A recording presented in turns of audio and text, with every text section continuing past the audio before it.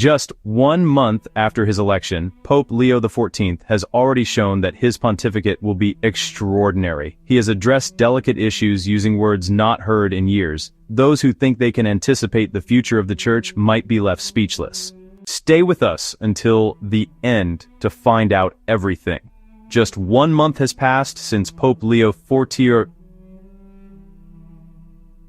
appeared for the first time from the central balcony of St. Peter's Basilica.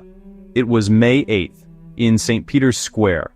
Amidst enthusiasm and uncertainty, many wondered who that man with the tranquil face, clad in white and with a red cape on his shoulders, truly was. He's not a pope who loves being in the spotlight. He avoids slogans and doesn't indulge in theatrical gestures. However, in just a few weeks, he has already influenced the way we communicate. He hasn't introduced revolutions, but he has renewed the tone and style of communication. Today, within the context of the Church, even a clear statement can be seen as an act of rebellion. And changing the way one acts may be the most revolutionary gesture of all. Leo XIV does not need to proclaim new directions. It is enough for him to present himself as a true man of faith. Let's talk about transparency and truth. Two values that should never be taken for granted, but today seem to be more in the spotlight than ever before. It's an invitation that concerns not only what is said, but also what is done. The choices made every day. That way of life, which deep down we all wish to see in those who lead the Church. Today, it takes very little to be perceived as a bearer of novelty. A month is a short period, no doubt. Yet it's already enough to grasp the signs of a pontificate that breaks the mold, doesn't justify itself, and doesn't hide. A pontiff who, at least for now, doesn't promise epical revolutions, but has already chosen to focus on what truly matters: clarity, teaching, and consistency with the truth. Precisely for this reason, while maintaining a sober tone, he is shaking the halls of power like few other popes before him. In the complex scenario of papal successions, Leo XIV is demonstrating a wisdom that surprises even those who had underestimated him. He has not severed ties with Francis, but has begun to build new ones. He has not turned his back on the past, but he has not allowed himself to be conditioned by it. He demonstrates a profound understanding of the Church, and for this reason, he knows how to proceed. His first choices have made this evident. In his first homilies, he made frequent references to Pope Francis. He went to pray at his tomb. He emphasized the value of collegiality, almost as if he wanted to reassure those who feared a sudden return to old habits. Yet, it's clear that something has changed, because even if the words were the same as always, their usage was now different. From his debut, Leo XIV chose to wear the red mantle, a garment that Francis had abandoned. An action without meaning, only for those who do not understand the weight of symbols. Recently, he chose to wear white trousers under his cassock, a detail that might seem insignificant, but within the reserved context of Vatican ceremonies, it carries deep meaning. There's no talk of remorse, nor of a drastic break. It's more about a return to a clear expression of authority, of personality, of a church that isn't afraid to show itself for what it truly is. Leo's independence isn't declared, but lived. The Jubilee of Families represents a particularly significant event, during which the community gathers to celebrate its cohesion and shared faith. It is a time to meet, listen to each other, and share experiences that strengthens relationships between generations and renews the sense of unity with the Church. No proclamations, no condemnations, no fiery speeches, yet the signs are unmistakable. There's no intention to contradict Francis, but rather to retrieve what had been set aside, integrating it with a personal, thoughtful, and decisive vision. This is the new path, not progressive, not quiet,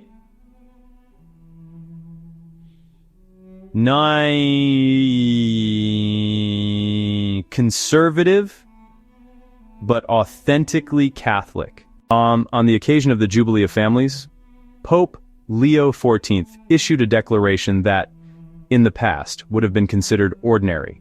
But today, those few words were enough to shake the highest echelons of the Church. The Pope declared verbatim, "Marriage is not an ideal, but represents the measure of true love between a man and a woman." No introduction, no formal language, no pastoral tone, just direct sincerity. And the result? A shock. Because for a long time, in the Church, verbal compromises and language strategies have alternated. Amidst marginal notes, spontaneous conversations, and ambiguous documents, the direct approach to addressing crucial issues had been lost. And precisely on a matter like that of the family, which in recent pontificates has been at the center of a debate between tradition and new openings, Leo opted for the boldest choice to reiterate what the Church has always affirmed without fear of being misunderstood. The perspective of Christian love, as you know, is something profoundly transformative and innovative. It's not just an emotion, it represents a vocation, a commitment that involves every aspect of our existence. Christian love is based on the complete gift of self, on loyalty, and on the welcoming of life, just as the gospel shows us. It is a love that knows how to welcome, forgive, and build, day after day, communion among people and with God Himself. Ultimately, this vision pushes us to transcend what is temporary, to aim for eternity, and to live love not as a fleeting feeling, but as a conscious and lasting decision. But its message went further. It indicated marriage as an example of love between man and woman, a total, faithful love, open to life. Not a simple option, nor an ideal to regret, but the real manifestation of Christian love, the foundation upon which civilization is built. Moreover, he has taken a clear stance, rejecting any possible ambiguity regarding different forms of union. He has carefully chosen not to yield to the ambiguous language typical of current society. In these declarations, there is much more than a simple moral stance. There is a way of understanding the human being, a vision of freedom as a gift received, not as something random or limitless, and a careful reflection on the individualistic drifts that impoverish the bonds between people. Above all, the importance of bringing the family back to the center emerges, not as a mere symbol, but as an essential foundation for the Church and for society. So far, no official announcements have been made, nor have any concrete decisions been adopted. Yet, in some sectors of the Church, a different atmosphere is palpable. It's not a revolution, but a new sensibility. Leo XIV has not expressed himself on the Latin Mass, nor has he shown any signs of disapproval. He has not reiterated Traditionis Custodes, but he has not openly supported it either. In times when silence can be as much a strategy as a stance, his silence leaves every option open. The liturgy he has chosen so far is distinguished by balance and order, devoid of those excessive manifestations that had worried part of the clergy and believers. It's not much, but it's enough to affirm that the door, at least for now, remains open.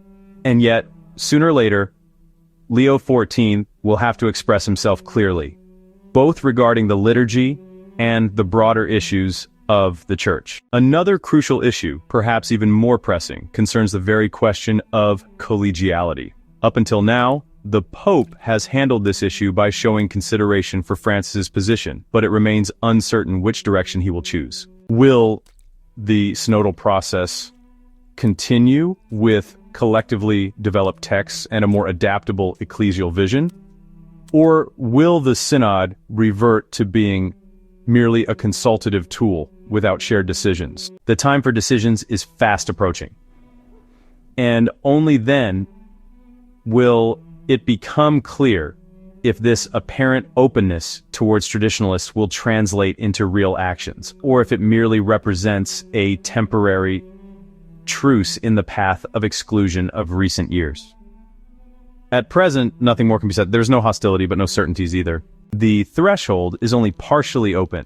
It will be up to Leo to choose whether to open it completely.